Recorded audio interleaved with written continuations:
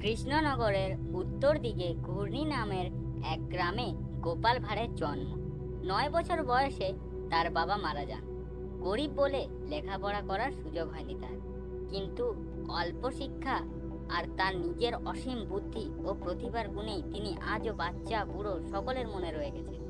নদিয়ার সম্রাট মহারাজ কৃষ্ণচন্দ্র নানা লোকের মুখে গোপালের রসিকতা ও বুদ্ধিসত্তার কথা শুনে তাকে রাজসভায় স্থান দিয়েছিলেন।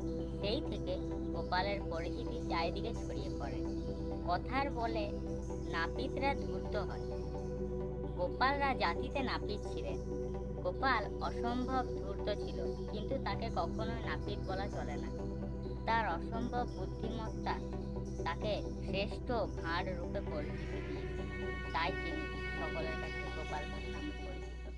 বন্ধুরা, এই ভিডিওটি গোপাল ভাঁড়ের সম্পূর্ণ পরিচয় নিয়ে বানানো, তাই অবশ্যই ভিডিওটিতে একটি লাইক করে দিন আমাদের প্রিয় গোপাল ভাঁড়ের জন্য এবং চ্যানেলটিকে সাবস্ক্রাইব করে দিন আরও বিস্তারিত জানতে।